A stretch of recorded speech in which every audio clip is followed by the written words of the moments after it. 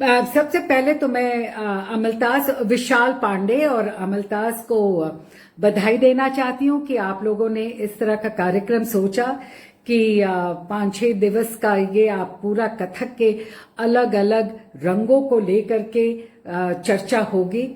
तो ये बहुत ही अच्छी बात आपने की है और मैं आप सभी को बधाई देती हूँ, विशेषकर विशाल पांडे जी को और उनके जितने भी उनके साथ जुड़े हुए लोग हैं सभी को मैं बधाई देती हूँ। और आपने जो ऑनर मुझे दिया है, सम्मान दिया है कि अभी मैं शुरुआत ही करूँ इस 5 दिन की परिचर्चा का, तो उसके लिए बहुत बहुत धन्यवाद। अब मैं कहाँ से शुरू करूँ? कथक तो मेरे लिए मेरा जीवन है और कथक में सब कुछ मेरे हिसाब से तो वो विश्व समाया हुआ है। एक तरह से अगर आप देखें तो क थ क, वैसे तो हम तो वो हर एक शब्द का हम विश्लेषण कर सकते हैं कि क क्या है, तो थ में स्थायीपन है, तो क कहाँ है। लेकिन अगर मैं एक दूसरे स्वरूप में देखूं तो जिस तरह से जीवन में जीवन चक्र है, तो उसी तरह से कथक भी कह रहा है कि इसमें पूरा जीवन चक्र समाया हुआ है। कहाँ से शुरुआत होती है और कहाँ जाकर हम मोक्ष पर खत्म होते हैं और वापस वहीं आ जाते हैं। तो इस तरह से मैं कथक का अभी आपसे बात करते करते ये मुझे सूझा और मैं आपसे बोल रही हूँ। और एक चीज है कि कथक का क्या है, उसमें अगर मैं नाट्य शास्त्र का ही देखूं तो नाट्य शास्त्र के जो पहला ही अध्याय में अगर आप वर्ष शायद 13 है, उसमें बात कर रहे हैं कि कथक की जरूरत क्यों हुई या उस तरह के डांस फॉर्म्स की क्यों जरूरत हुई।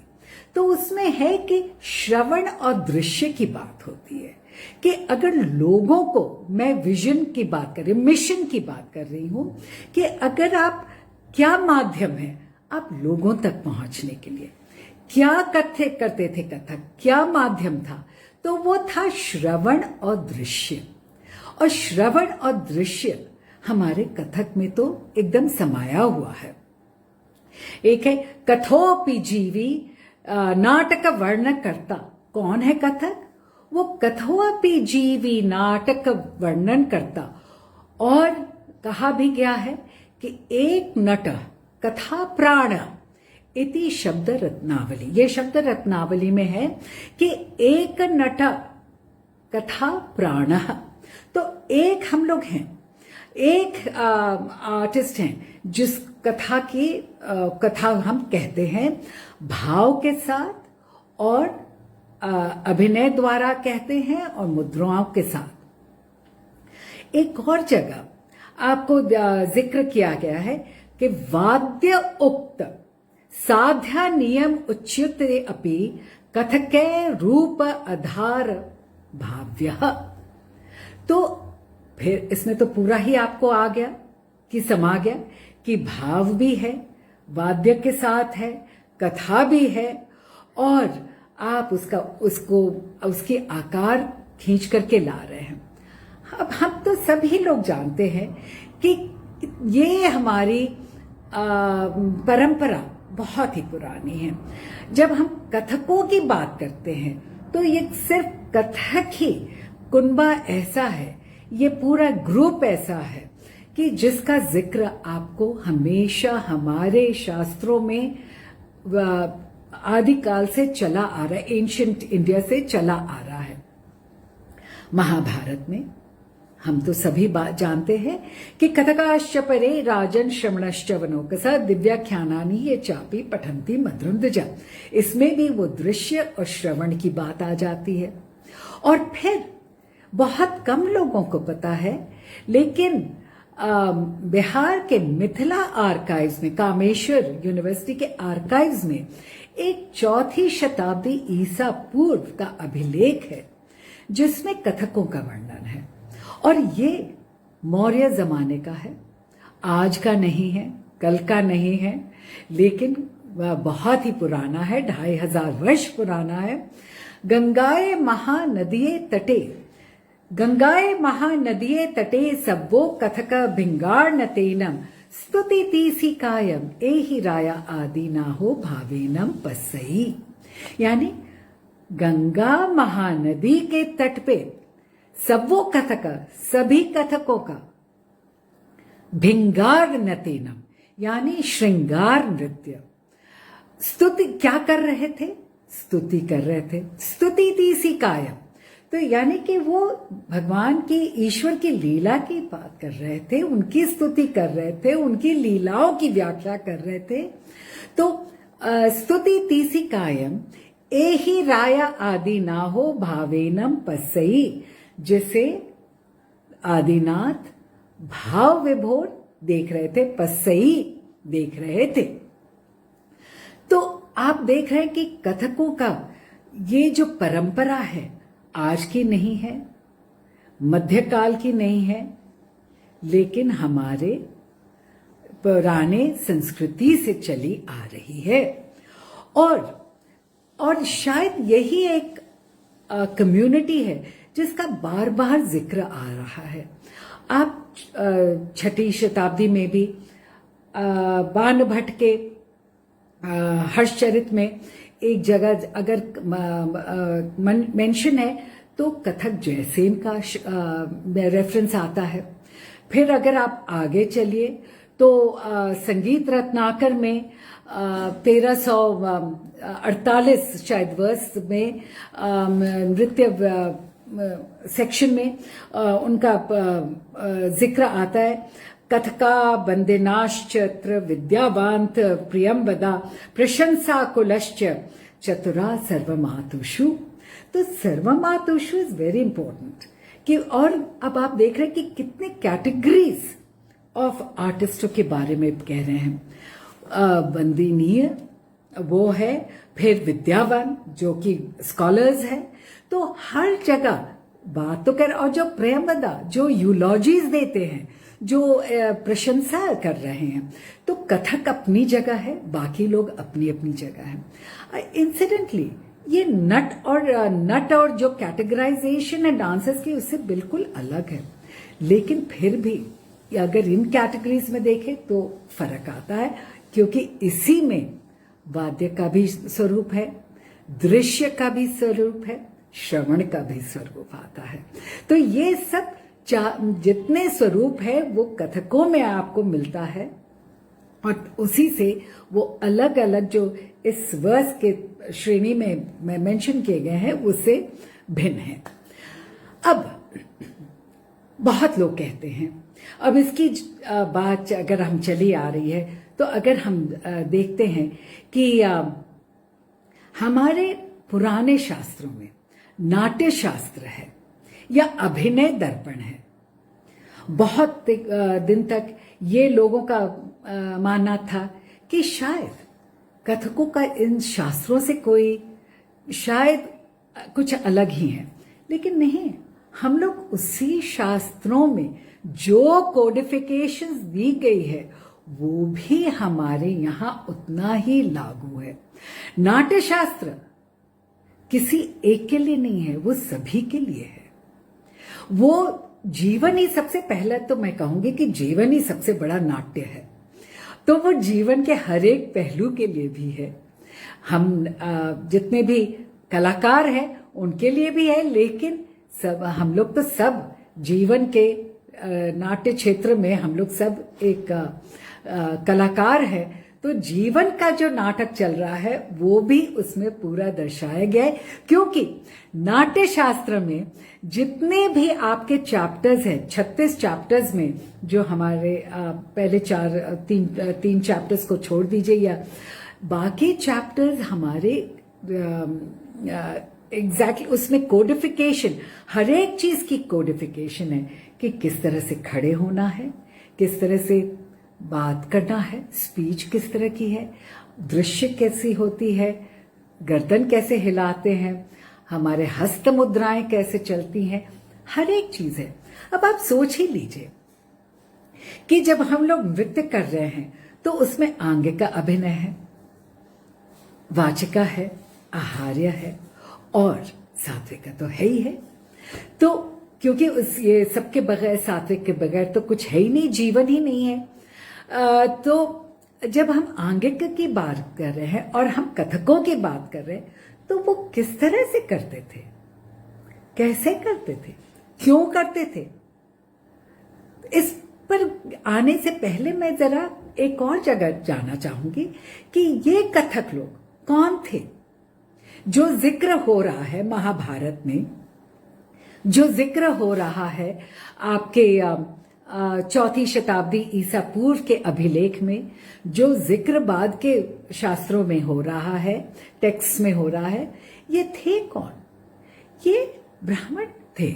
ये मंदिर के में नृत्य करते थे। उनकी कर्मभूमि क्या क्या है? वो मंदिर या मंदिर के इलाकों में वो उनकी कर्मभूमि रही है, क्योंकि वो वहीं नृत्य करते थे और वहीं वो लीलाएं कह करके और वो अपने हाव भाव से कह करके आगे ले जाते थे और लोगों में।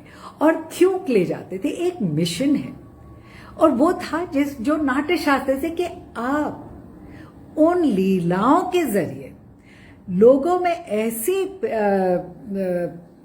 सोच डालिए कि वो उनमें एक ईश्वर के प्रति एक स्पिरिचुअलिटी जागे, एक सही रास्ता जागे। मतलब जो धर्म का पालन हो। धर्म मैं रिलीजन के सेंस में नहीं बोल रही हूं। धर्म यानी जो एक मनुष्य का अगर जीवन में पैदा होता है तो उसका एक धर्म है कि आप किस तरह से अपने जीवन को व्यतीत करेंगे, किस सच्चाई के साथ, किस अस्तेय के साथ, किस तप के साथ, किस प्योरिटी ऑफ थॉट्स के साथ, एक थिंकिंग में प्योरिटी होनी चाहिए, एक अपने बोलचाल बर्ताव में तो कौन सा व्यवहार होना चाहिए, किस तरह से लोगों के साथ हमको मिलकर के आगे चलना है। तो ये सब एक जो कायदा कानून है, वो धर्म है, उसके साथ साथ उसके बारे में भी है। और वो क्यों? Inner elevation of the soul, जो अपने अंदर की धार्मिकता है और वो अपने अंदर की जो धार्मिकता है उसको और जो स्पिरिचुअलिटी है उसको हम आगे ले जाकर के, आगे बढ़ा करके उसको आगे लेते चले। तो ये रहा, ये जो मिशन है, to elevate your inner self. और वो था हमारे जितने भी आर्ट फॉर्म्स और पर्टिकुलरली हमारे परफॉर्मिंग आर्ट फॉर्म्स और वेरियस आर्ट फॉर्म्स का रहा है। तो अब हम किस तरह से कर रहे हैं? जब हम कथक की बात कर रहे हैं तो वो एकल है, वो अकेले हैं, वो सोलो हैं।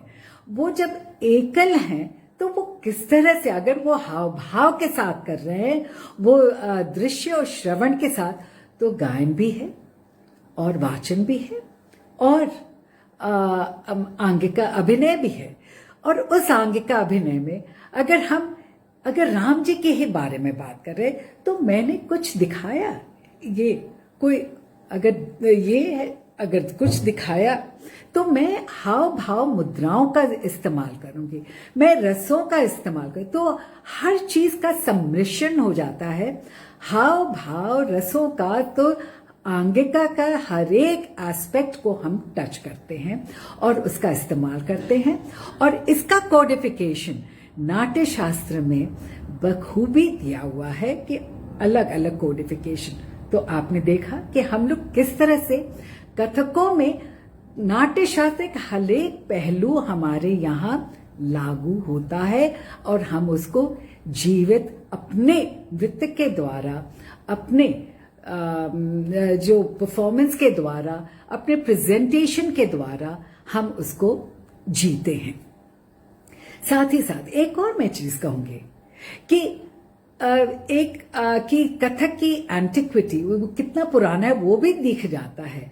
अगर आप देखें अभिनय दर्पण का डिस्क्रिप्शन जो है, अभिनय दर्पण का डिस्क्रिप्शन हमारे घुंघरू के बारे में, किंकनी के बारे में, और उसमें जो किंकनी का डिस्क्रिप्शन है कि किस तरह से घुंघरू बंधे होने चाहिए, बांधने चाहिए और कितने होने चाहिए, वो आपको सिर्फ उसका पूरा छवि आपको कथक में मिलता है।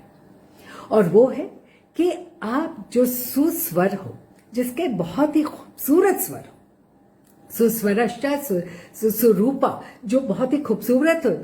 किंकिनी जो है वो कांस्य से बना हुआ, मतलब कि ब्रॉन्ज से बना हुआ है। और वो कैसे है, वो एक उंगली के अंतर में एक बंधिनीय नील सूत्रेण ग्रंथिभिश्च दृढ़म पुनः, मतलब कि आप एक उंगली के डिस्टेंस पर आप इनको बांध करके, फर्मली बांध करके उसको पिरोइए। और कितना अब आता है एक और, ये तो आपने देख लिया कि सूत्र पे हम लोग धागे पकड़ते हैं और बांधते हैं। और उस एक चीज और है, कहते हैं शतद्वशत, यानी कि 100 से 200 घुंघरू को बांध करके पहन करके वो आप उसको पहन करके नृत्य कीजिए। अब ये आप देखिए कि आप अभिनय दर्पण कब लिखी गई थी और उसमें इसका वर्णन है, और हूबहू इसकी छवि हमको कथक के प्रैक्टिस में मिलता है। तो इससे भी हम अंदाजा लगा सकते कि कितना पुराना ये हमारी परंपरा रही है। और दूसरी चीज है कि एक तो घुंघरू की बात कही। अब आप हम जो अगर लोग हम कथक के बारे सोचते हैं तो लोग कहते अरे भ्रमरी, चक्कर। भ्रमरी हाँ हम लेते हैं, लेकिन भ्रमरी में का भी मतलब है। और पहले तो शास्त्रों में भी भ्रमरी के 7 प्रकार, उनकी 7 सब क्लासिफिकेशंस है, जिसमें चक्र भ्रमरी भी है, एक पद भ्रमरी भी है, कुंचित भ्रमरी भी है, उत्पुत भ्रमरी भी है, आकाश भ्रमरी भी है। तो इस तरह से गरुड़ भ्रमरी भी है। तो इस तरह से हमारे 7 उसकी सब क्लासिफिकेशन है। और यदि आप गौर से अब देखिए, हम ज्यादातर चक्र भ्रमरी को ही हम देखते हैं, लेकिन यदि आप गौर से देखिए तो हमारे कथक में एक आकाश भ्रमरी जो है, जो ज्यादातर मैं कहूंगी कि उसी को कह रहे कि जो जिस तरह से हम हमारे नॉर्थ ईस्ट में मणिपुर के इसमें और हम उसमें देखते हैं, वो ज्यादा मैं उसको आकाश भ्रमरी का वो मानती हूँ कि हो सकता है कि हम लोग, अगर आप वैसे देखें, शास्त्र को पढ़े तो उसके इंटरप्रिटेशंस भी हो सकते हैं, लेकिन क्लियरली 4-5 भ्रमरियां हमारे कथकों में हम करते हैं। और तो ये कहां से आया? ये तो है नहीं कि हम लोग सब कुछ अपने डांस फॉर्म को वैसे किया है जैसे शास्त्रों में लिखा गया था। ये तो एक जीवित परंपरा चली आ रही है, और वो जीवित परंपरा में ये सब प्रैक्टिसेस जमाने से हम दशक कई हजारों वर्ष से चली आ रही है।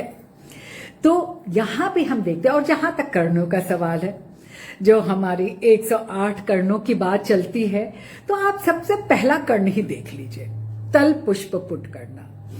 आप तल पुष्प पुट की आपने पुष्प पुट लिया और अपने पैरों को इस तरह से रखा कि एक अग्रतल संचार में है, और जो हम लोग ये कहते हैं ये करके ऐसे झुक करके, और नट होना चाहिए, सन्नट होना चाहिए, यानी कि झुका हुआ बॉडी होना चाहिए। तो ये तो हमारे एकदम हम लोग जो जैसे करते हैं इस तरह से ये तो हमारा सबसे पहला ही, अगर हम एक तरह से देखें, जब हम ठाट या का अंग ले रहे हैं या आमद के अंग ले रहे हैं, तो वहां हम इस्तेमाल कर रहे हैं। तो सबसे पहला करना तो हम पहले ही से इस्तेमाल करें। तो उसमें तल पुष्प पुट, वर्तिता, वली तोरु, अपविद्ध, समन, खलीन, हर जितना भी हम कर्ण है, आप उसका विश्लेषण कीजिए और देखिए कि हमारे यहाँ हर एक चीज में उसकी आपको दिखता है, और मूवमेंट्स में दिखते हैं कि हम लोग सब प्रैक्टिस कर रहे हैं। अब हम एक आते हैं एक और इस पर कि कि जब हम लोग बात कर रहे हैं कि ज्यादातर है कि कथक कौन करता था, मेल या फीमेल्स नृत्यांगनाएं। जी हाँ, पहले भी थे, लेकिन मेल भी थे और फीमेल्स भी थी, लेकिन दोनों का अपना अलग अलग ढंग था, स्वरूप था। लेकिन जो हमारी माइंडसेट बनी है अभी मध्यकाल से या लेटर मध्यकाल से, जो पिछले 200-300 साल से बनी हुई है, उसके बारे में मैं कहूंगी कि एक 1968 की बात होगी। मेरे घर सिद्धेश्वरी जी देवी बहुत आती थी, तो हमारे गुरु महाराज जी थे, तो उस समय उनके चचा आए हुए थे बॉम्बे से, और घर में कुछ और आर्टिस्ट लोग ठहरे हुए थे। तो एक अचानक जमघट हो गई। तो जब जमघट हो गई तो सभी लोग आ गए। तो वहां उन लोग तो भूल ही गए कि नारायण साहब और मिसेस नारायण और उनके 2 लड़कियां थी। तो उन लोग आपस में ही सब जितने भी उस जमाने के दिग्गज कलाकार बैठे हुए थे बात कर रहे थे। मैं इससे बात कर रही हूं क्योंकि वो मेरी पहली शिक्षा थी डिफ्रेंसिएशन करने का। तो सिद्धेश्वरी देवी जी को, जिनको मैं अम्मा कहती थी, उनसे कहा, उन सब लोग कहे कि आप भाव कीजिए कि आप तो हमारे यहाँ से सीखी हुई हैं। तो पहले तो शर्माई, और फिर जब उन्होंने किया, इतनी खूबसूरत ढंग से उन्होंने अभिनय पेश किया जो हमारे बैठकी भाव के अंदाज से होता है। तो मैं तो दंग रह गई। मैं बहुत ही छोटी थी, तो मैं 15-16 साल की थी, और मैं ऐसे देखते रह गई। दूसरे दिन जब मुलाकात हुई तो मैंने कहा, अम्मा तो आपको मैं कथक भी कह सकती हूँ? तो उन्होंने कहा, ना बिटिया, मुझे कथक मत कहो, कथक इन लोग कर रहे थे। तो मैंने कहा, लेकिन आपसे तो उन लोग ने कहा कि आपने उनके घर से सीखा हुआ है। तो हाँ बिटिया, हम गए थे सीखने के लिए, लेकिन उतना ही दूर हमने सीखा जिससे मेरे कला में को एक भाव, जिसमें और भी निखर के आ सके, हर चीज में वो एक्सप्रेशंस निखर के आ सके, वो रस पैदा हो सके। तो हमने उतना दूर तक सीखा। तो आप हमें कथक ना बुलाएं। ये मेरा पहला सीख था कि किस तरह से हम लोग आम तौर पे एकदम क्लब कर देते हैं कि अगर ऐसा है तो ऐसा है, तो ऐसा है तो ऐसा है ना, उसमें भी फाइनर डिस्टिंक्शंस हैं। और वो मेरे पहली सीख थी अमर सिद्धेश्वरी देवी जी से। एक कि अब हम साहित्य की कथक के जरिए, जब मैंने कहा पूर्ण स्वरूप ही है कथक के जरिए, और उसके साहित्य, अब आप देखें कि साहित्य में भी किस तरह से आपको पूरी हमारी हिस्टोरिसिटी, इतिहास दिखता है। कहाँ किस तरह से शैविज्म, वैष्णविज्म, और इस तरह से किस तरह से भाषा का भी डेवलपमेंट हो रहा था, वो भी दिखता है। और किस तरह से सोशल चेंजेस भी दिखते हैं, सामाजिक चेंजेस भी दिखते हैं। और मैं इस पर कहना चाहूंगी कि जब हम लोग एज कथक्स कभी भी जब करते हैं, तो अगर किसी महिला को दिखाते तो या तो एक चोटी बना करके, या हमारे रूप सज्जा या वस्त्र, या इस तरह से, या हमारा श्रृंगार करते हुए हम दिखाते हैं। तो जब हम श्रृंगार कर रहे हैं और हम अपने जेवरात पहन रहे हैं, तो उसमें एक नथिया भी कभी होती है कि, और हमारे नथ बेसर से चोटी गुंधावे, तो हमारी नथ बेसर हमारे साहित्य में भी है।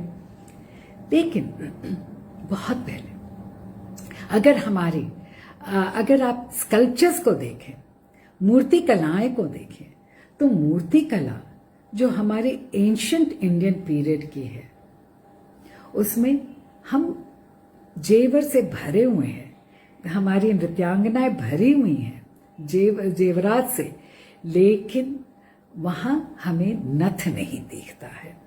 नथ का प्रचलन बाद में आता है और हमारे पहले के साहित्य में भी नथ, शायद अगर किसी ने देख लिया हो तो मुझे भी आप बताइएगा, लेकिन जहां तक मैंने पढ़ा है और विस्तृत रूप से भी पढ़ा है, लेकिन अभी तक तो मुझे नथ और नथिया का जिक्र हमारे एंशिएंट इंडियन टेक्स्ट में नहीं मिला, लेकिन मध्यकाल के टेक्स्ट से मुझे मिलना शुरू होता है। तो हम देखते हैं कि किस तरह से सोशल चेंजेस हो रहे हैं। घूंघट का भी वही हाल है कि हमको एंशिएंट टेक्स्ट में उतना ज्यादा आपको घूंघट का प्रचलन नहीं मिलेगा जितना आपको मध्यकाल के टेक्सेस मिलने चला आ रहा है, और हम फिर उसी को अपना मान लेते कि वही हमारा हमेशा रहा है। तो शायद हमें अपनी साहित्य कहती है कि आप इसका और भी कुछ गहरा अध्ययन कीजिए। और दूसरी चीज है कि जहां तक कॉस्ट्यूम्स का सवाल है, कॉस्ट्यूम्स में भी हमारा एक माइंडसेट बन गया है कि कथक का मतलब चूड़ीदार अंगरखा है तो फलाने काल का है, लहंगा चोली हो तो फलाने काल का है, धोती बंडी हो तो फलाने काल का है। लेकिन यदि हम देखें तो चेंज निरंतर है, लेकिन फिर भी कांस्टेंट है। और मैं क्यों कह रही हूं? मैं वापस जा रही हूं हमारे मूर्ति कला में। हम सब लोग हैं, आदी हो गए हैं कि जो हमें खड़े खड़े मंदिर मिल रहे हैं और उनमें जो शिल्प कलाएं हैं, मूर्ति कलाएं हैं, उनको हम देख करके हम अपना मन विचार कर लेते हैं, और वो होना भी चाहिए। लेकिन साथ ही साथ ये नहीं भूलना चाहिए कि और भी उनसे भी पुरानी मूर्ति कलाएं हैं जो, और हमारे जो शिल्पकारों ने किया था बहुत ही खूबसूरत, वो हमारे म्यूजियम्स में रखे हुए हैं, उनसे भी पुराने। क्योंकि हमारे जितने भी मंदिर खड़े हैं वो 8वीं, 10वीं, 11वीं, 12वीं शताब्दी के हैं, सबसे पुराने।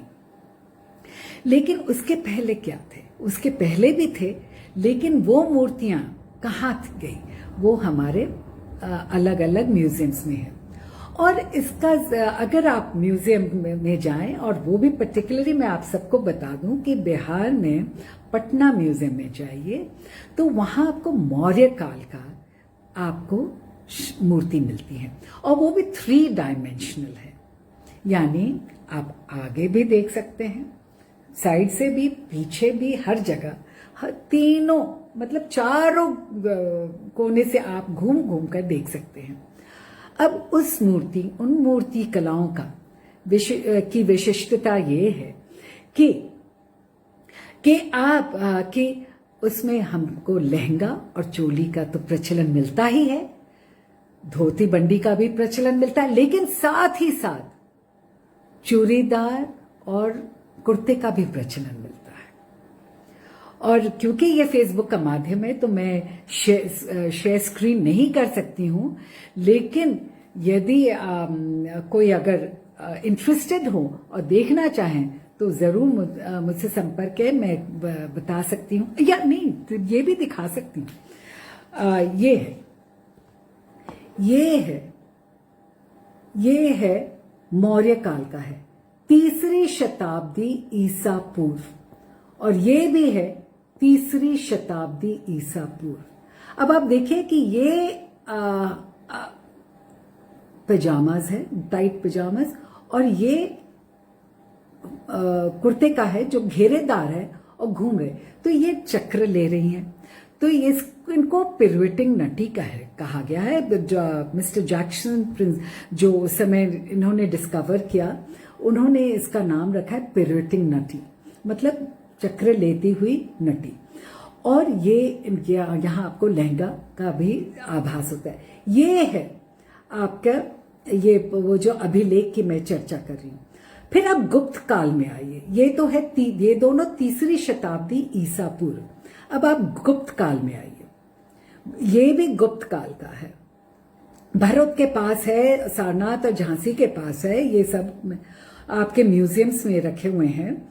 और ये देखिए आप जो सेंट्रल डांसर का फिगर आप देख रहे हैं, नृत्यांगना, यहां भी वो क्या पहनी है, वो चूड़ीदार और कुर्ता पहनी है, बड़ा ही मॉडर्न कुर्ता है, बहुत ही मॉडर्न कुर्ता है। तो अब आप देख सकते हैं कि हमारे यहाँ सभी जितने भी इस तरह के कॉस्ट्यूम्स हैं वो पहले थे और आज भी है। थोड़ी डिजाइनिंग फर्क हो सकती है डिजाइनिंग, लेकिन एक तरह से कांस्टेंट है, लेकिन चेंज होती रहती है, ऊपर की डिजाइनिंग चेंज होती रहती है। तो वो that is important to note कि इस तरह का कॉन्स्टेंसी है, लेकिन चेंजेस भी आते रहते हैं। अब मैं रेpertoire पे आती हूं कि हम लोग करते क्या हैं हम लोग। और दूसरी चीज है, भक्ति से जुड़ा हुआ है पूरा हमारे जो भी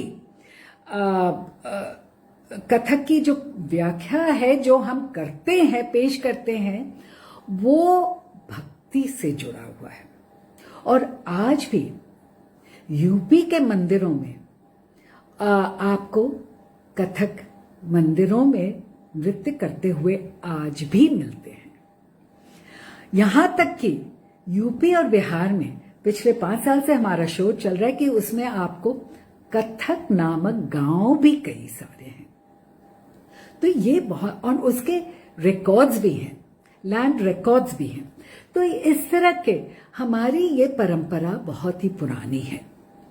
अब हम करते क्या थे, तो भक्ति पूर्ण था। आपने देखा कि वो प्राकृत, जो ये प्राकृत की इंस्क्रिप्शन थी, और इसमें स्तुति का जिक्र है कि वो हिस्टोरिस की हम लोग डिवोशनल, तो वो भगवान की लीलाएं से तो जुड़ा ही हुआ है, हमेशा जुड़ा था और आज भी जुड़ी हुई है। और कथक नाम ही संस्कृत शब्द है और कहीं से नहीं आया, हमारे यहाँ की कथक है, हमारे जमीन की है, इन जड़ों की है और यहीं की खुशबू है और ये भक्ति में डूबी हुई है। मैं आज कहूंगी कि और जो वो जितने भी हमारे, तो जो भी आप उसको श्लोक कहिए, पद कहिए, हर एक चीज कहिए, हम करते। और इसमें आप कथक में भी हम, और जो हमारी परंपरा का एक विषय कि सभी को हम अपने कुटुंब में ले लेते हैं, एक परिवार में ले लेते हैं। तो अगर रसखान ने भी लिखा है तो हमारे वो भक्ति लीला में आ जाती है। अगर बिहारी ने लिखा है तो भक्ति, कबीर ने है तो वो भी भक्ति। अब तो एक अलग चीज है कि हम लोग अब सूफी के नाम से जानते, लेकिन इस पर मुझे याद है कि 1973 में जब मेरी पहली गुरु, जिनके कारण जिन्होंने मेरा पैर, मैं 2.5 साल की उम्र से मैं इस क्षेत्र में मेरा दाखिला हुआ और उन्होंने पैर पकड़ पकड़ के मुझे ता थे तत् सिखाया। उनका नाम था साधना बोस, कलकत्ता में थी, क्योंकि उस समय मेरे पिताजी की पोस्टिंग कलकत्ते थी। तो साधना बोस जी का जब देहांत हुआ 1973 में, उनकी छोटी बहन जो बहुत फेमस गायिका भी हुई, नैना देवी, उन्होंने कहा कि तुमको उनके मेमोरियल प्रोग्राम में डांस करना है, ऑफरिंग देनी है। मैंने कहा बिल्कुल। तो हम गए कलकत्ता कला मंदिर में, वहां था। तो उसके बाद उन्होंने कहा लेकिन आप as an offering, as a श्रद्धांजलि, उनकी की हुई आइटम्स को आप करेंगे।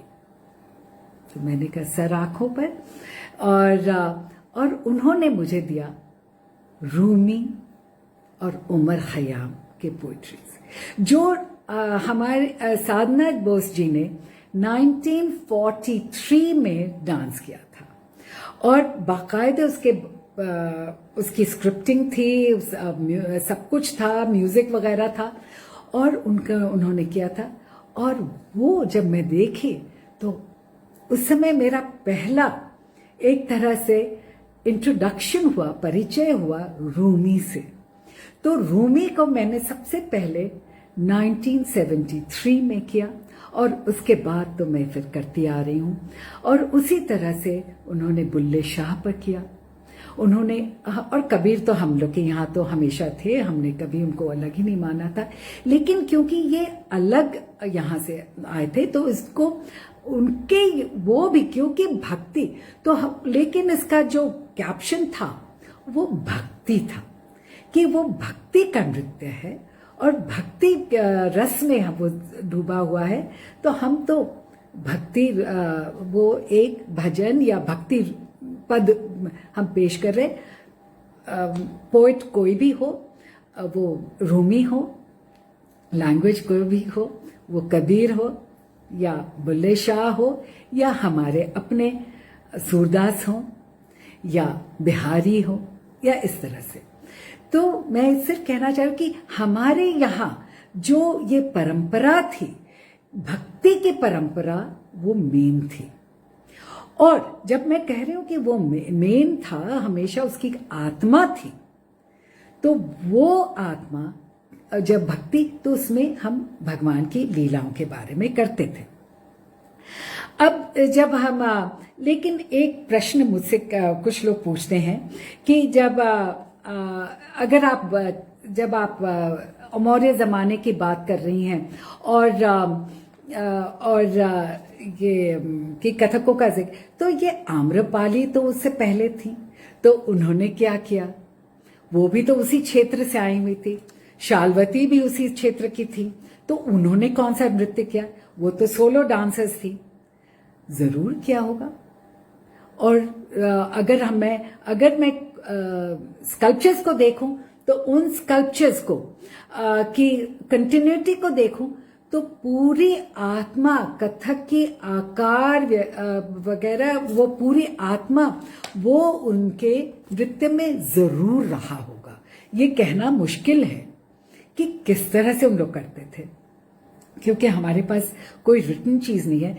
सिर्फ द फर्स्ट रिटन एक संकेत मिल रहा है, वो महाभारत का, वो, और वो भी बड़ा ही वैसे है, लेकिन आपको डिटेल में जरा मिल रहा है, कुछ और मिल रहा है, वो आपको ये प्राकृत इंस्क्रिप्शन से मिल रहा है।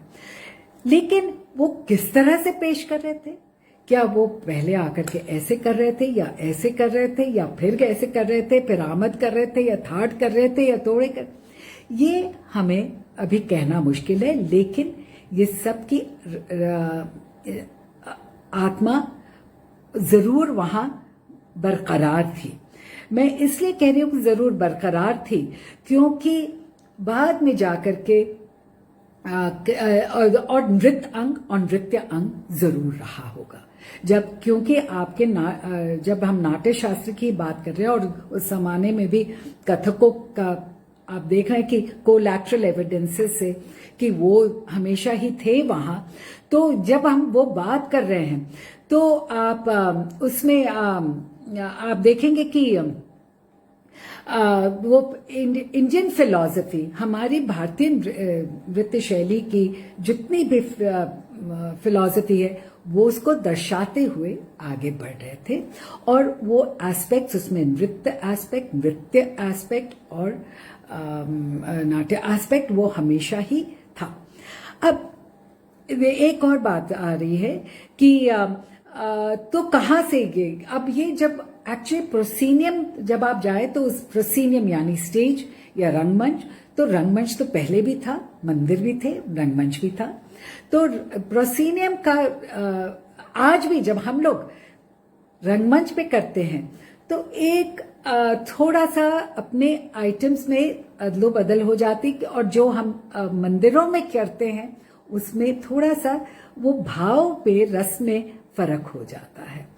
तो ये स्वाभाविक है, आज भी दिखता है और वो पहले भी रहा होगा। लेकिन जो आइटम्स की, और वो आपको जाकर के ज्यादा स्पष्ट होता है संगीत रत्नाकर में कि किस तरह से और जो हमारे यहाँ कथक में बंधा होते हुए भी सब कुछ एक तरह से एक नियम है, कायदा है, वो होते हुए भी एक स्वेच्छाकृत यानी कि उपज की जो मामला है वो उसमें बहुत बखूबी दिखता है, वो नृत्य अंग हो या अभिनय पक्ष हो। और वो आपको अभिनय पक्ष में तो हमारी भाव बताने में बिल्कुल दिखता है। एक और चीज है, मैं कहूंगी कि टेम्पल ऑफ प्रोसिनियम की तो बात मैंने कर दी। मैं अब जो कल था, तो मैं कल, आज और कल के ऊपर चल रही, क्योंकि हमेशा बदलते गया है। कैसे था मैं कह नहीं सकती, लेकिन आत्मा, रूह क्या थी, वो कोलैटरल एविडेंसेस से मिलते थे। ज्यादातर आपको मध्यकाल के लेटर पीरियड से मिलता है और आज। लेकिन मैं अपने ही जीवन के बारे में बात करती हूं कि कल क्या था, 50s में क्या था, 60s में क्या था, 70s में क्या था और आज क्या है। बहुत फर्क है, इसके प्रेजेंटेशन में बहुत फर्क है।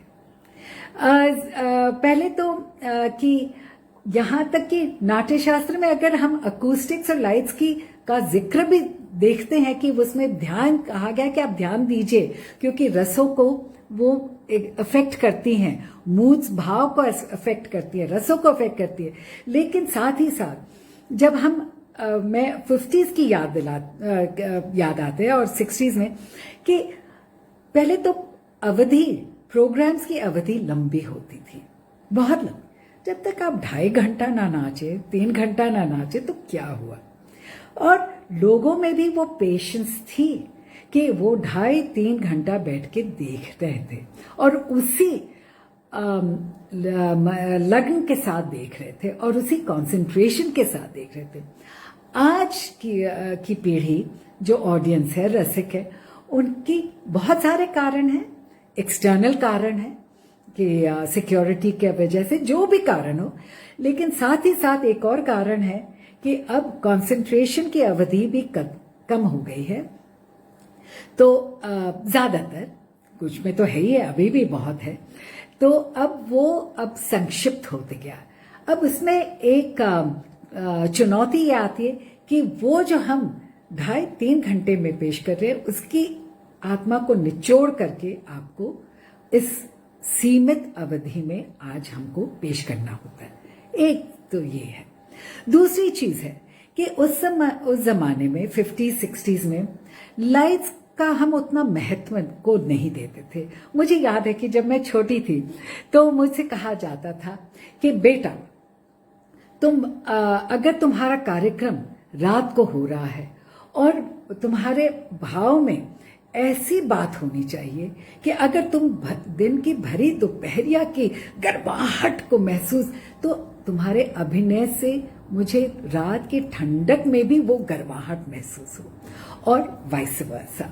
तो वो बात थी कि आप हमारे नृत्य के में इतना जान होना चाहिए। आज हमें वो, इसकी अपनी खूबसूरती है। लाइट्स का जो हम इस्तेमाल करते हैं एक मूड पैदा करने के लिए, वो उसकी अपनी खूबसूरती है। तो दोनों अपनी जगह है, अपनी खूबसूरती है और हमें दोनों का रसास्वादन करने को मिलता है। दूसरी चीज है कि कॉस्ट्यूम्स में तो मैंने बता ही दिया, फिर अवधि में भी बता दिया कि अवधि अब कम हो गई है, सीमित हो गया। और पहले जैसे कि पेशकश भी जब हो रही थी तो एक कितना नृत्य है, कितना नृत्य है, अभिनय, उतना ही बैलेंस था। आज शायद इवनिंग के ऊपर डिपेंड करता है कि आपकी प्रेजेंटेशन किस तरह से है, उस पर निर्भर करता है। तो आज पहले उतना थीमैटिक बेस्ड नहीं होता था, जो अब होने लगा है थीमैटिक बेस्ड इवनिंग्स। ये बहुत फर्क है, और तो उसकी डिमांड्स अलग हो जाती है थीमैटिक बेस्ड इवनिंग्स में। फिर आज एक और चीज है जो फर्क है कि हम पहले बहुत सोलो, सिर्फ solo solo solo group compositions कम देखते थे, लेकिन ये है कि ग्रुप कॉम्पोजिशंस हमारे कथक की विधा में थी। आपके ग्रुप का आफ्टर ऑल कि कथकों से, अब वो तो एक कुछ हमारे उसमें दो स्ट्रीम्स ऑफ थॉट है कि रासलीला कथक के कारण शुरू हुआ, या और उस कथक से इन्फ्लुएंस हुआ इसके मूवमेंट्स, या वाइस वर्सा। ये मैं उस पर नहीं जा रही हूं, लेकिन हाँ, group thematic based, ballet based यानी नृत्य नाटिका बेस्ड, वो पहले भी था। नाट्य शास्त्र में भी तो आपको नृत्य नाटिका का ही स्वरूप मिलता है, लेकिन उसमें भी आपके सोलो, अब नाट्य शास्त्र में तो सोलो का जिक्र बहुत ही कम आता है, क्योंकि वो ज्यादातर नृत्य नाट्य, अगर ओवरऑल प्रेजेंटेशन देखा जाए। फिर ये तो आज लेकिन ग्रुप कोरियोग्राफीज वो ज्यादा, वो काफी मतलब उसका प्रचलन हो गया है। सोलोज है अपनी जगह, लेकिन ग्रुप कोरियोग्राफीज का ज्यादा प्रचलन हो गया है, और उसकी अपनी खुशबू है, सोलोज की अपनी खुशबू है। तो वो दोनों चल रहा है, लेकिन हाँ 50s और 60s टिल 70s में तक मैं कहूंगी कि सोलोज का ज्यादा प्रचलन था, उतना वो ज्यादा हावी था ग्रुप कोरियोग्राफी से। अब उसके बाद ग्रुप कोरियोग्राफीज में ज्यादा रुचि सभी लोग करने लगे। फिर एक बात चलती है कि क्या कॉन्टेम्पराइजेशन था कि नहीं, कि वो आज ही है कि नहीं, यानी कि आप आधुनिक शब्दों में आधुनिक विचारों को जोड़ करके आप किसी चीज को पेश करें, आधुनिककरण करें, तो वो पहले भी था, एक तरह से पहले भी था। आप ये ना समझें कि वो पहले नहीं था। अगर आप बारीकी से देखें तो हर जगह आपको अलग अलग एस्पेक्ट्स मिलेंगे कि किस तरह से उसको विस्तार करना है। तो आज भी वही है, आज हम ज्यादा उसको इससे रूप में देख रहे हैं, बहुत ही ज्यादा विशाल रूप में देखते हैं। फिर एक और है, हमेशा बात चलती है कि और जब हम इस पर में हमारी भारतीय संस्कृति और सभ्यता की बात आती है कि भारतीय संस्कृति और सभ्यता यूनिक है। इसलिए यूनिक है क्योंकि हमारी ही दर्शन शास्त्र में हमने अपने देवी देवताओं को कलाकार के स्वरूप रूप में देखा है, और ये इसकी विशिष्टता है। क्योंकि अगर हम शिव को देखें तो वो हम उनको नटराज के स्वरूप में भी देखते हैं, उनके हाथ में डमरू भी थमाते हैं। अगर हम कृष्ण को देखें तो कृष्ण को हम एक नर्तक के रूप में देखते हैं, और उनके हाथ में बांसुरी है। अगर आप सरस्वती की बात करते तो उनके हाथ में वीणा है। अब मेरे इस पर एक छोटी सी विचार है जो मैं आपके साथ शेयर करना चाहूंगी।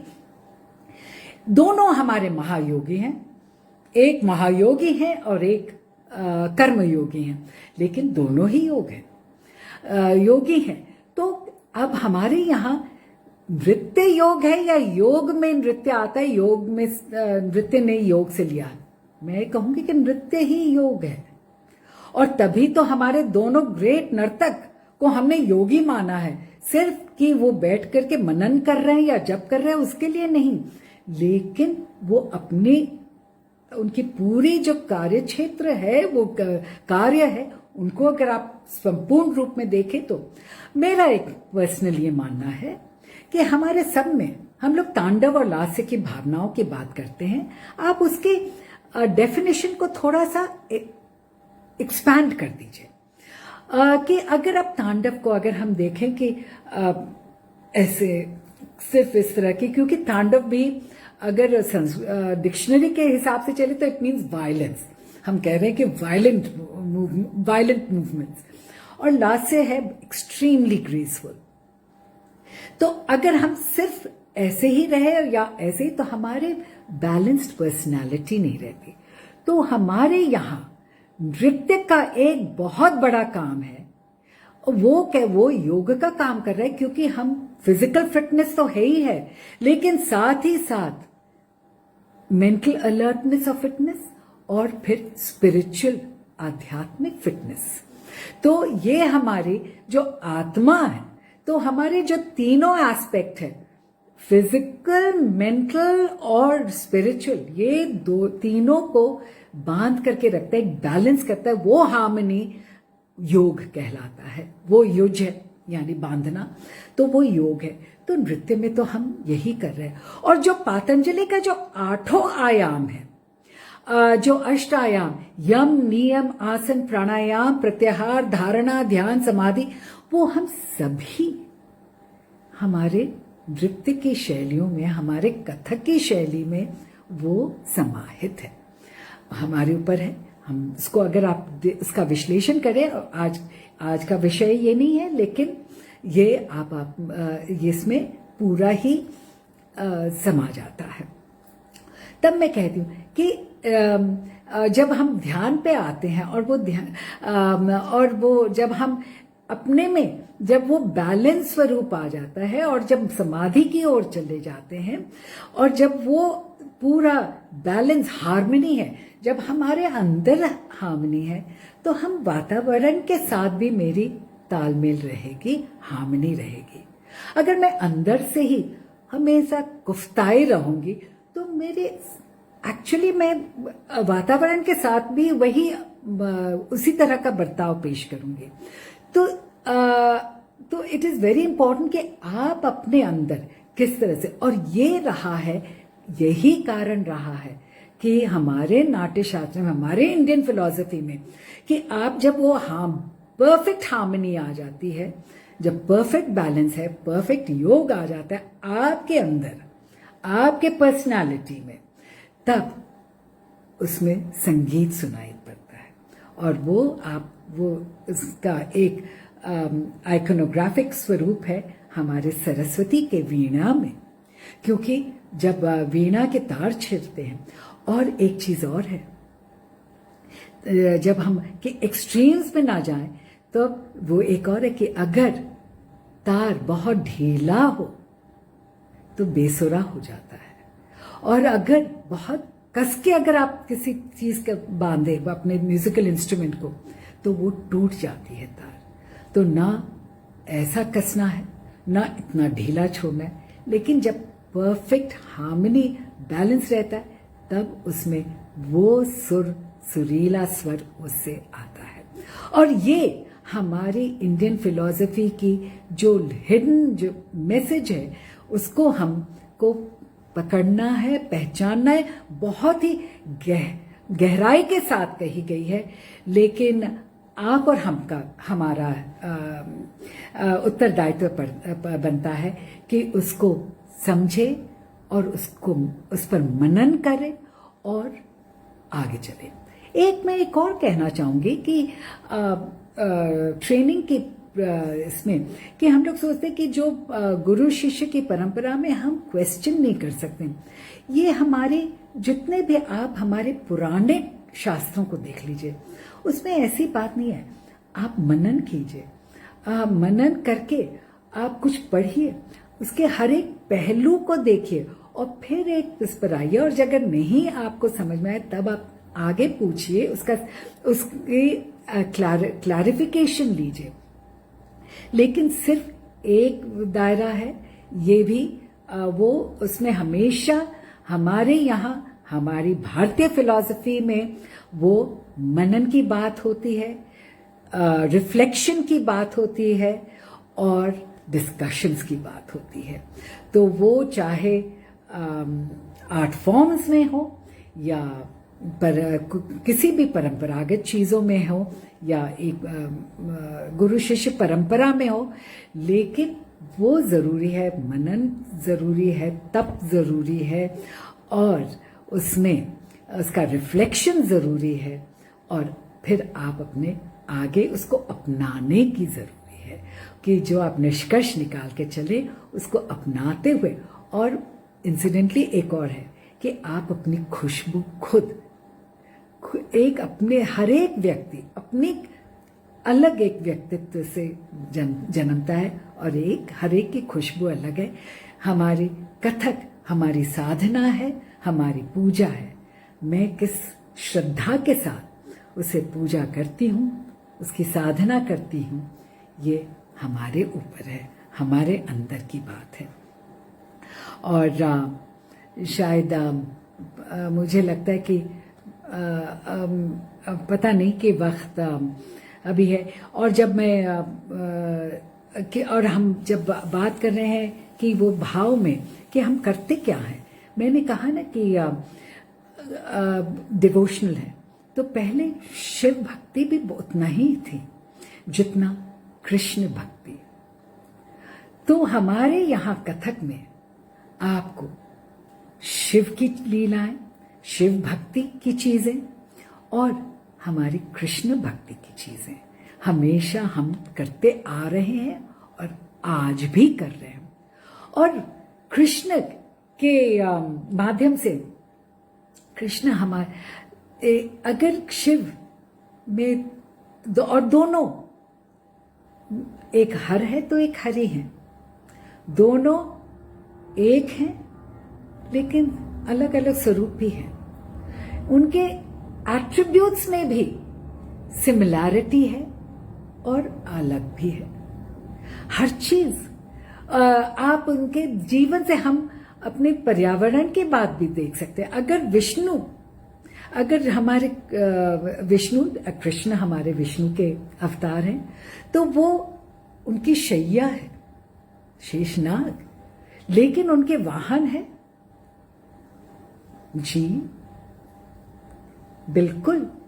और दोनों में अत्यंत शत्रुता है, लेकिन फिर भी दोनों हमारे विष्णु जी के साथ है। तो क्यों? तो इसका एक बहुत ही डीप मीनिंग है, मतलब है कायदे से, और हमें उस पर मनन करना चाहिए और आगे बढ़ना चाहिए कि कितना बैलेंस होकर के चलना है, एनवायरमेंटल बैलेंस। कृष्ण की लीला है, कृष्ण की लीलाओं के जरिए हम ईश्वर वो क्योंकि हमारे ज्यादा नजदीक हैं। जब मैं कहती ज्यादा नजदीक, कहने का मतलब कि वो मेरे मित्र भी हैं, मैं उनसे प्यार भी करती हूँ, शिव जी को भी मैं प्यार करती हूँ, लेकिन वो थोड़ा सा सम्मान उनका अलग है, उनकी पेडेस्टल अलग है, और कृष्ण का पेडेस्टल वही है, लेकिन एक आत्मीयता है कि हम उनको एक माँ यशोदा या एक बड़ी सखी के से मैं उनको एक डांट भी सकती हूँ, उनसे शरारत भी कर सकती हूँ। मैं उनको एक अपने रंग में उनकी चाहत में मैं भीन जाती हूँ। और तभी जो सभी हमारे वहाँ के कवि हो या यहाँ के कवि हो या हर एक कोई इसमें हर धर्म, हर मजहब, हर जाति, बिरादरी, सभी के जितने भी हमारे कवि हैं और कवित्रियां हैं, सभी लोगों ने वही कहा है कि जब उस इश्क में, उस प्रेम में जब हम रंग जाते हैं तो ऐसा लगता है कि वो संभोग हो गया। तो हम वियोग में भी वो श्रृंगार है, वो प्रेम है, और संभोग में भी है, और यही है। और जब हम बांसुरी की अब बात कर रही हूं, तो बिहारी ने कहा है कि अधर कि सीस मुकुट कटि काछनी धर मुरली उर्माल, यही बानिक मन मोह बसो सदा बिहारी लाल। अधर धरत हरि के परत होठ ठीट पटु ज्योति, इंद्र धनुष की बांसुरी धनुष छवि होती। तो ये इस तरह से कि आप उन्होंने किस तरह से बांसुरी, और आप वो सूरदास भी कहते कि अगर वो बांसुरी, मैं उनकी बांसुरी की आवाज सुनकर मैं एकदम बेचैन हो जाती हूँ और मैं भागती हूँ कि उनसे मिलने के लिए, मैं उनके रंग में रंग गई हूँ। और वही रूमी भी कहते हैं कि आप अगर मैं वो बांसुरी की आवाज, बांसुरी क्या है? वही है जो जिसमें छेद है, और वो बांसुरी की आवाज सबसे प्योर है, सबसे शुद्ध है। और वो क्या है? सिर्फ एक बांस है और उससे आवाज जो निकल रही है इतनी शुद्धता, वो मेरे उस प्यार को कि मेरे कि वो आराधना को कह रही है कि मैं आप में विलीन होना चाह रही हूं। और वो जो छेद है वो ऐसा है कि वो जैसे मेरा बांसुरी का हृदय छिदा हुआ है, उसी तरह से मेरा भी हृदय छिदा हुआ है उस इश्तियाक में कि मैं कब लीन हो जाऊं उनमें। जिस तरह से हम लोग अपने गंदे कपड़े अलग करते हैं और अपने शरीर को स्वच्छ करते हैं, उसी तरह से बांसुरी की आवाज हमारे अंदर के ऐबों से हमें स्वच्छ करती है। और यही बात है कि हम उस बांसुरी की आवाज, उस कृष्ण भक्ति में, उस कृष्ण की लीलाओं के जरिए हम उनको याद करते, और उनके जरिए उनको याद करने, वो तो एक माध्यम बन गए, लेकिन उनके जरिए हम एक वैल्यूज, हमारी जो मूल है, जो वैल्यूज हैं, वैल्यूज एंड प्रिंसिपल्स हैं, उनको हम उस पर हम उसको याद करते हैं और आगे ले जाते हैं। तो ये है रहा हमारे कथक कि वो जब तक हैं जब तक वो क्या है, लाली मेरे लाल की चित देखूं इत लाल, लाली देखन मैं चली मैं भी हो गई लाल। उनके रंग में मैं भी रंग गई हूं, उनके ईश्वर की आराधना में। और मेरी पूजा है, मेरी आराधना का साध्य है वो है कथक। और मेरे लिए कथक मेरे लिए आत्मा है, मेरे जीवन है, और सब कुछ मुझे उसने दिया है, कथक से मिला है।